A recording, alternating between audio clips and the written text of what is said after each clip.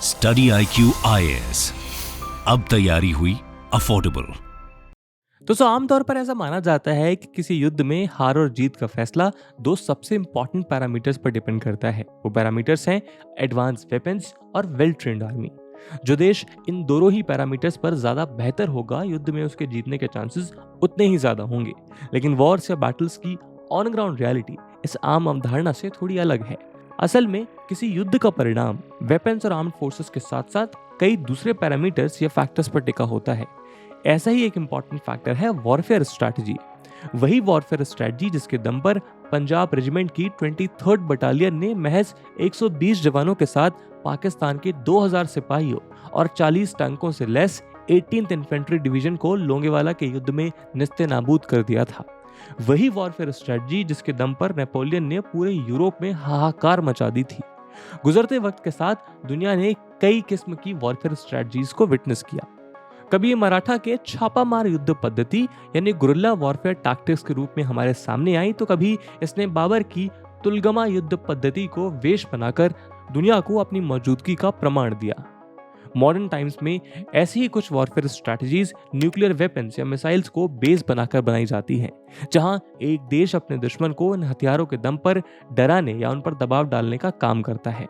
भारत भी अपने एक पड़ोसी देश के साथ ऐसे ही वॉरफेयर में उलझा हुआ है। वो देश जो कभी गलवान तो कभी तवांग में इंट्रूजन करके भारत को बैकफुट पर ढकेलने की कोशिश करता रहता है। जी हाँ, हम बात कर रहे हैं चाइना की।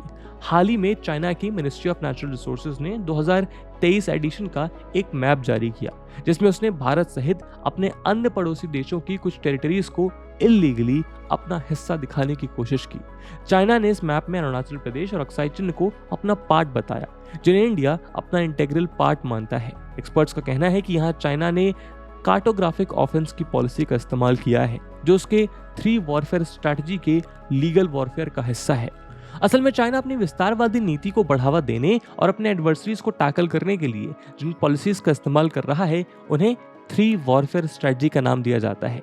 असल में 3 वॉरफेयर स्ट्रैटेजी चाइना द्वारा अपने इलीगल क्लेम्स को जस्टिफाई करने का एक अटेम्प्ट है। 3 वॉरफेयर स्ट्रैटेजी की शुरुआत चाइना एक दशक पहले से कर चुका है, जिसमें मीडिया, साइकोलॉजिकल और लीगल वॉरफेयर जैसे मेथड शामिल हैं। हालांकि चाइना अपनी स्ट्रैटेजी के तहत ज्यादातर हमले अभी तक ताइवान और साउथ ईस्ट एशियन स्टेट्स के खिलाफ करता आया है, जिनके साथ चाइना के टेरिटोरियल डिस्प्यूट साउथ चाइना सी में चल रहे हैं। लेकिन जिस तरह पिछले कुछ सालों में चाइना ने अपने प्रभाव इंडियन रीजन में बढ़ाया है, उसे देखते हुए ये साफ है कि अब चाइना अपनी इस नीति का इस्तेमाल भारत के खिलाफ भी करने लगा है, जहां चाइना की अप्रोच सिर्फ प्रोपेगेंडा वॉर्स या मिस इन्फॉर्मेशन कैंपेन से काफी आगे बढ़ चुकी है और अब वो कन्वेंशनल वॉर डायनेमिक्स को पॉलिटिक्स डोमेन में शिफ्ट कर चुका है। 3 वॉरफेयर पॉलिसी का ऑब्जेक्टिव बिना किसी युद्ध के इंडिया के ऑर्गेनाइजेशनल फाउंडेशन और आर्मी मोरल पर हमला करना है। ऐसे में सवाल है कि आखिर क्या है ड्रैगन की 3 वॉरफेयर स्ट्रैटेजी और इसका पूरा सच। आइए जानते हैं। इस वीडियो की इंपॉर्टेंस यूपीएससी प्रीलिम्स और मेंस के GS3 के इंटरनल सिक्योरिटी सेक्शन के लिहाज से जरूरी है।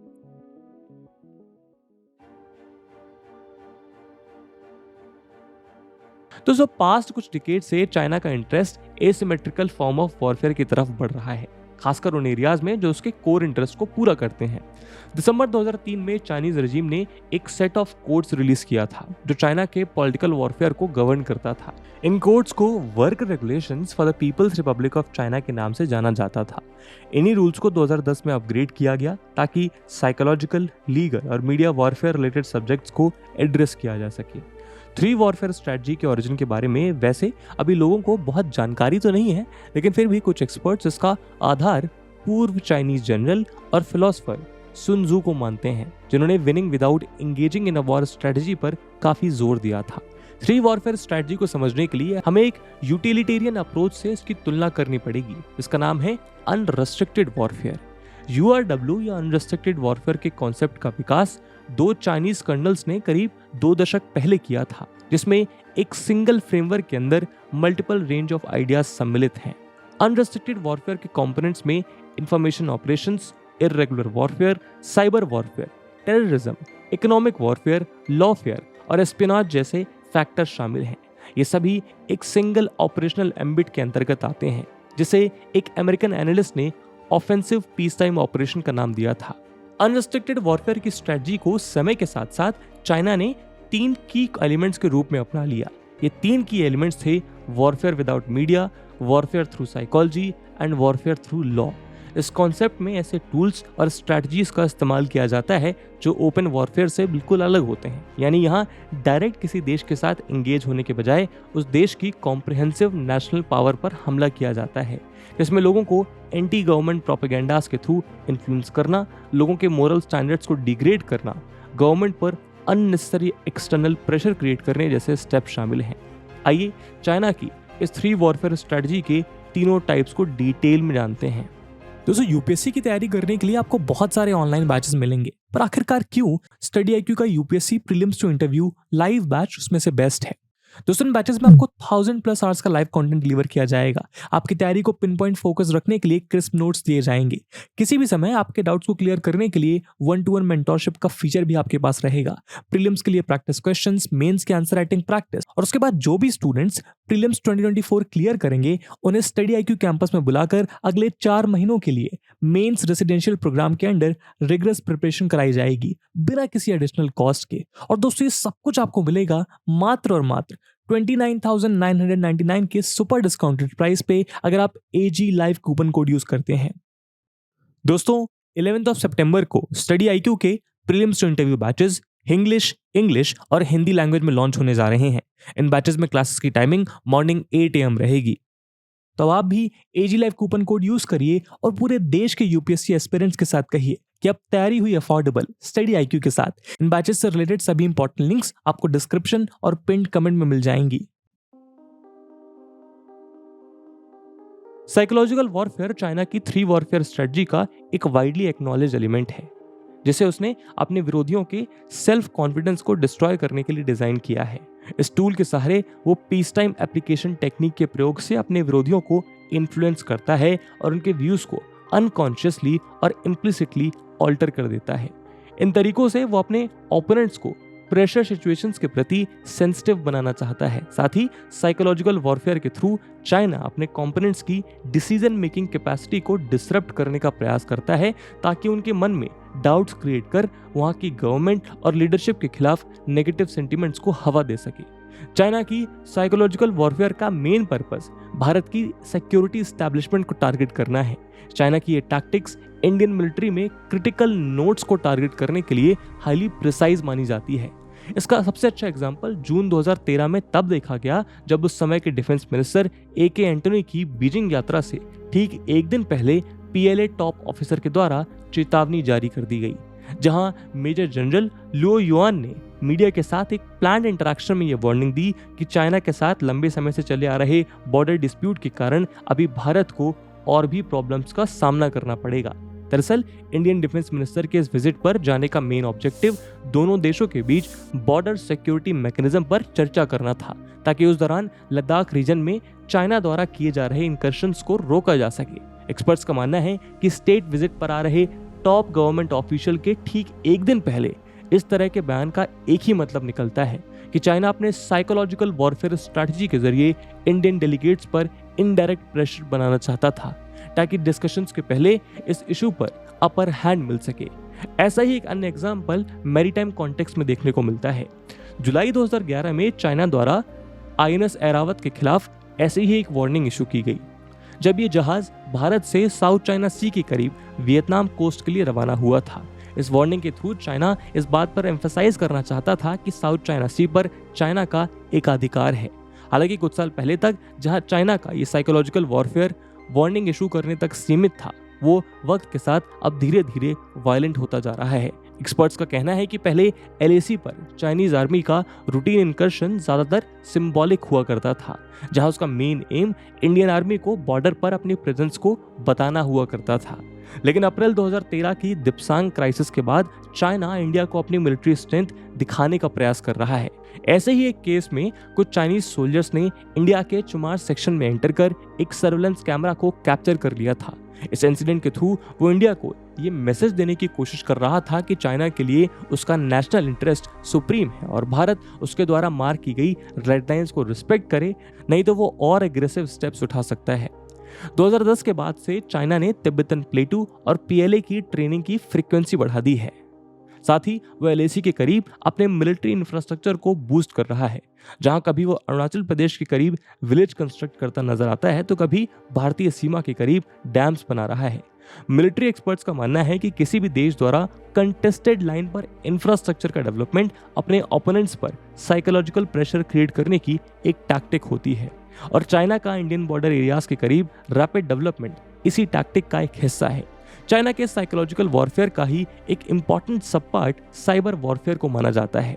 जुलाई 2012 में कई हाई लेवल इंडियन ऑफिशियल्स ने शिकायत की थी कि उनके ईमेल्स को हैक किया गया है। ये officials MEA, MHA, DRDO, ITBP से संबंधित थे। इन हैकर्स ने नेशनल इंफॉर्मेटिक्स सेंटर के ईमेल सर्वर को भी हैक किया था, जो लगभग हर सरकारी डिपार्टमेंट को अपनी सर्विस प्रोवाइड करवाता था। हैरानी की बात यह थी कि हैकर्स ने सिर्फ सेंसिटिव मिलिट्रीज और उनके हाई लेवल ऑफिशियल्स और सर्वर्स को टारगेट किया था, और डोमेस्टिक अफेयर्स जैसे विमेन एंड चाइल्ड डेवलपमेंट या माइनॉरिटी अफेयर्स जैसे डिपार्टमेंट्स को हाथ भी नहीं लगाया। इस साइबर हमले में हैकर्स का फोकस सीक्रेट रिपोर्ट्स और कुछ क्रिटिकल इंफॉर्मेशन जैसे इंडिया चाइना की 3500 किलोमीटर बॉर्डर नेटवर्क पर ट्रूप्स की डिप्लॉयमेंट लोकेशन को जानना और आईटीबीपी कमांडर्स और एमएचए ऑफिशियल्स के बीच कम्युनिकेशन चैनल्स को हैक करना था। हालांकि स्टार्टिंग में इन साइबर हमलों के सोर्स का पता नहीं चला, लेकिन इन्वेस्टिगेटिंग एजेंसीज ने अपनी जांच में ये पाया कि ये हमले एक चाइना बेस्ड ग्रुप ने किए थे। फर्दर इन्वेस्टिगेशन में ये भी पता चला कि इन हमलों को सेम उसी तरीके से प्लान किया गया था जैसे कि लॉकहीड मार्टिन के futuristic F-35 stealth fighter program को 2011 में हैक किया गया था।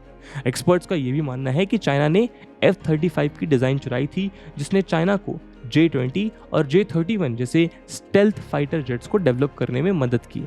लेकिन चाइना स्पॉन्सर्ड हैकर्स के ये हमले सिर्फ 2012 तक ही सीमित नहीं है। हाल के कुछ सालों में भी चाइनीज हैकर्स ने इंडिया को टारगेट करने के लिए ऐसे कई हमले किए हैं।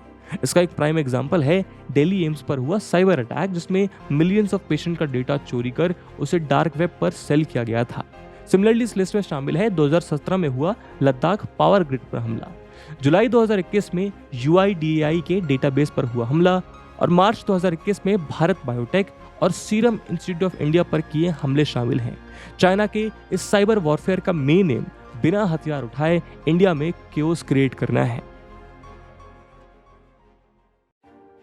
29 जनवरी 2013 को चाइना की शिन्हुआ न्यूज एजेंसी ने एक इंटरेस्टिंग रिपोर्ट पब्लिश की, जिसमें बताया गया था कि कैसे चाइनीज कोर्ट में एक केस की हियरिंग के बाद वहां की कोर्ट कोई भी वर्डिक्ट देने में फेल हो गई। ये केस तिब्बतन्स और रिबल मंक्स के सेल्फ इमोलेशन यानी आत्मदाह से संबंधित था, जहां ये मंक्स चाइना द्वारा तिब्बत और तिब्बतन्स पर किए जा रहे एक्सप्लॉयटेशन और ऑपरेशन के प्रोटेस्ट में पॉलिटिकल सुसाइड परफॉर्म कर रहे थे।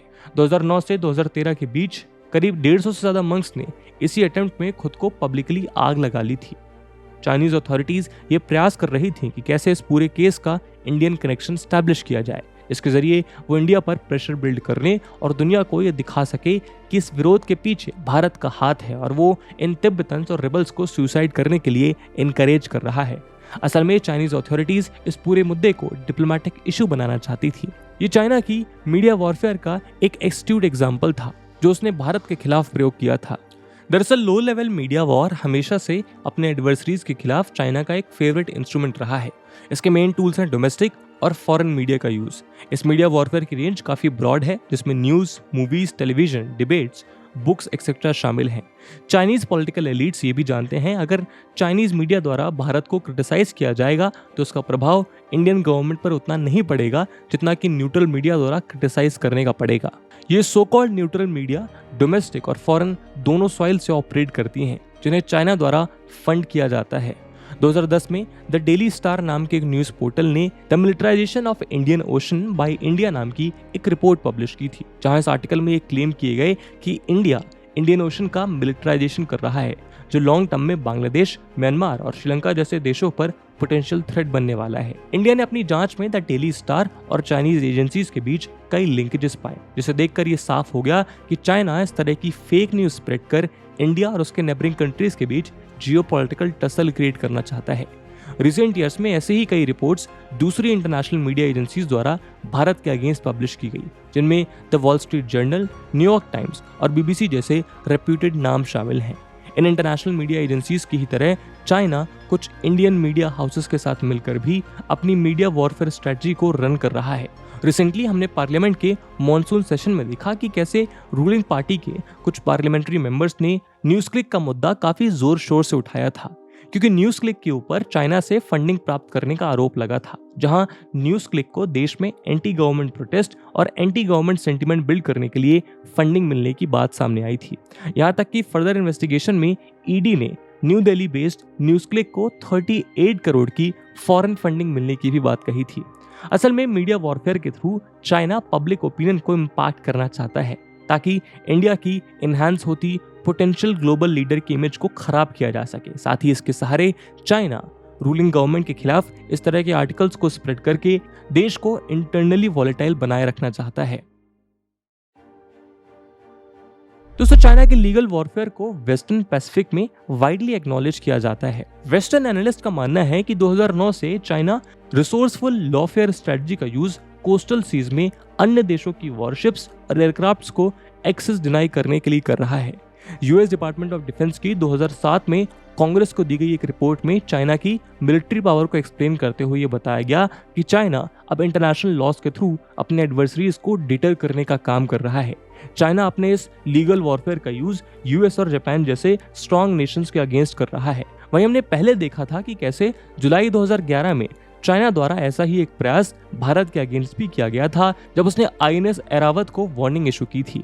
अपने इसी लीगल वॉरफेयर के तहत एक तरफ चाइना यूएनसीएलओ के रूल्स को ढाल बनाकर साउथ चाइना सी के वाटर्स में अपने ओपोनेंट्स का एक्सेस डिनाई करता है, वहीं दूसरी तरफ वो इंडियन ओशन रीजन के देशों में सेल्फ फंडेड पोर्ट्स को डेवलप कर इन्हीं पोर्ट्स के थ्रू इंडियन ओशन रीजन में भारत की सोवरेनिटी पर एक क्वेश्चन मार्क लगाने का प्रयास भी करता है। आज ऐसे कई एग्जाम्पल इंडियन ओशन रीजन में देखे जा सकते हैं, जिनमें म्यांमार में चाइनीज फंड से बिल्ड किया गया सितवे पोर्ट, श्रीलंका में डेवलप किया गया हम्बनटोटा पोर्ट और पाकिस्तान में बनाया गया ग्वादर पोर्ट शामिल हैं। असल में ये पोर्ट्स चाइना के लीगल वॉरफेयर के ही टूल्स हैं, जिसे उसने इंडिया को उसी के वाटर्स में काउंटर करने के लिए डेवलप किया है। ऐसे में सवाल उठता है कि चाइना के इन तीनों वॉरफेयर स्ट्रेटजी का जवाब भारत किस तरह दे रहा है या दे सकता है। दोस्तों, चाइना के 3 वॉरफेयर स्ट्रेटजी को काउंटर करने के लिए भारत को बेसिकली 4 एस्पेक्ट्स पर फोकस करना होगा। ये एस्पेक्ट हैं अपने इंस्टीट्यूशनल फ्रेमवर्क और रिसोर्सेज को डेवलप करना, चाइना की 3 वॉरफेयर टेक्निक के बारे में अवेयरनेस बिल्ड करना, स्टैंडर्ड ऑपरेटिंग प्रोसीजर्स को आउटलाइन करना ताकि स्ट्रेटजी के इम्पैक्ट को रोका जा सके, और फ्लेक्सिबल और ड्यूरेबल रिस्पॉन्सेज पर फोकस करना ताकि अपने ऊपर होने वाले संभावित हमलों से सावधान रहा जा सके। सबसे पहले चाइना की साइकोलॉजिकल वॉरफेयर को टैकल करने के लिए भारत को कुछ सख्त कदम उठाने पड़ेंगे। चाइना अपनी साइकोलॉजिकल वॉरफेयर का यूज अपने ओपोनेंट्स की डिसीजन मेकिंग कैपेसिटी पर अटैक करने के लिए करता है। ऐसे में जरूरी है कि हमारी सरकार बिना किसी प्रेशर में आए भारत और भारतीयों के इंटरेस्ट को सेंटर में रख के किसी भी नेगोशिएशन टेबल पर चाइना के साथ बैठे। इंडिया ने ऐसा करना शुरू भी कर दिया है। उदाहरण के तौर पर चाइना अरुणाचल प्रदेश को लेकर अक्सर डायरेक्ट या इनडायरेक्ट रूट से भारत को मॉक करने की कोशिश करता रहता है। इसके जवाब में भारत ने अब अपने नॉर्थ ईस्टर्न स्टेट पर अपनी सोवरेनिटी को दर्शाने के लिए यहाँ G20 जैसे ग्लोबल इवेंट की RIIG मीटिंग को होस्ट किया था। वहीं रिसेंटली जब पीएम मोदी से पूछा गया कि पाकिस्तान और चाइना द्वारा कश्मीर और अरुणाचल प्रदेश में होस्ट की जा रही G20 मीटिंग पर जताई जा रही आपत्ति पर उनका क्या कहना है, तो उन्होंने साफ शब्दों में ये कहा कि such a question would be valid if we had refrained from conducting meetings in those venues. Ours is such a vast, beautiful and diverse nation. When G20 meetings are happening, isn't it natural that meeting will be held in every part of our country? इस तरह के बयान इस ओर इशारा करते हैं कि China के साइकोलॉजिकल वॉरफेयर को काउंटर करने के लिए अब इंडिया भी पूरे कॉन्फिडेंस के साथ तैयार है। सिमिलरली अपनी इसी साइकोलॉजिकल वॉरफेयर स्ट्रेटजी के तहत चाइना ने तिब्बत सहित ईस्टर्न सेक्टर में काफी इंफ्रास्ट्रक्चर डेवलप किया है, जिसके जवाब में भारत भी अरुणाचल प्रदेश और सिक्किम जैसे चाइनीज एग्रेशन के लिए प्रोन स्टेट्स में मिलिट्री और एयरफोर्स बेसेस को डेवलप कर रहा है। और दोस्तों, चाइना की इस साइकोलॉजिकल वॉरफेयर को काउंटर करने के लिए भारत सिर्फ इंफ्रा डेवलपमेंट पर ही फोकस नहीं है, बल्कि भारत इंटरनेशनल स्टेज पर चाइना की एक्सपेंशनिस्ट पॉलिसी को क्रिटिसाइज करने और अपनी वैक्सीन डिप्लोमेसी के थ्रू एंटी चाइना सेंटिमेंट्स को बिल्ड करने जैसे प्रोवोकेटिव स्टेप्स भी उठा रहा है। एक रिपोर्ट के अनुसार भारत ज्यादातर हार्डवेयर चाइना से इंपोर्ट करता है और यही उसे चाइनीज साइबर अटैक्स के प्रति वल्नरेबल भी बनाता है। इंडिया इस बात से वाकिफ है और इसको ध्यान रखते हुए अब मेक इन इंडिया के तहत लोकल सॉफ्टवेयर और हार्डवेयर मैन्युफैक्चरिंग पर काफी फोकस किया जा रहा है। सरकार ये भी अच्छे से जानती है कि सिर्फ हार्डवेयर और सॉफ्टवेयर की लोकल मैन्युफैक्चरिंग से साइबर वॉरफेयर को रिजॉल्व नहीं किया जा सकता। इसलिए सरकार डिफेंस साइबर एजेंसी का गठन करने और नेशनल साइबर पॉलिसी में अमेंडमेंट्स जैसे स्टेप्स भी ले रही है। साइकोलॉजिकल वॉरफेयर के अलावा चाइना मीडिया वॉरफेयर के थ्रू भी भारत में अनसर्टेनिटी क्रिएट करने का प्रयास कर रहा है। ऐसे में सरकार को ऐसे डोमेस्टिक मीडिया हाउसेस को आइडेंटिफाई करना होगा जो चाइनीज फंड से देश में फेक न्यूज और प्रोपेगेंडास को फैला रही हो। ऐसी डोमेस्टिक मीडिया एजेंसीज को टैकल करने के लिए सरकार ईडी, सीबीआई और कोर्ट्स जैसे इंस्टीट्यूशंस का सहारा ले सकती है। रिसेंटली सरकार ने बीबीसी पर रेड, न्यूज क्लिक और नेशनल हेराल्ड जैसे मीडिया एजेंसीज पर लीगल एक्शन से इस दिशा में कदम उठाने शुरू कर दिए हैं। हालांकि अभी भी फॉरेन बेस्ड मीडिया हाउसेस से लॉन्च किए जा रहे एंटी इंडिया सेंटिमेंट्स के जवाब को तलाशना सरकार के लिए टेढ़ी खीर बना हुआ है, जिसके लिए सरकार को नए रास्ते खोजने की जरूरत है। इन सब के अलावा चाइना की लीगल वॉरफेयर स्ट्रेटजी के जवाब में इंडिया साउथ चाइना सी में नए संबंध स्थापित कर रहा है। दरअसल सरकार ने ये रियलाइज किया कि जिस तरह चाइना इस लीगल वॉरफेयर बैटल को इंडियन ओशन में पोर्ट डेवलप करने के नाम पर भारत के घर तक लेकर आ गया है, अब इंडिया भी कुछ इसी तरह इस बैटल को चाइना के घर में यानी साउथ चाइना सी तक लेकर जाएगा। यही वजह है कि इंडिया तेजी से साउथ चाइना सी में मौजूद देशों के साथ डिप्लोमेटिक और स्ट्रेटेजिक टर्म साइन कर रहा है, जिसमें फिलीपींस को ब्रह्मोस मिसाइल एक्सपोर्ट करना, वियतनाम के फाइटर पायलट्स को ट्रेनिंग देना और इंडोनेशिया में सबांग पोर्ट डेवलप करने जैसे इंपॉर्टेंट स्टेप शामिल हैं। इसका मतलब साफ है कि चाइना के लीगल वॉरफेयर स्ट्रेटजी का जवाब अब भारत ने टिट फॉर टैट स्ट्रेटजी से देना शुरू कर दिया है।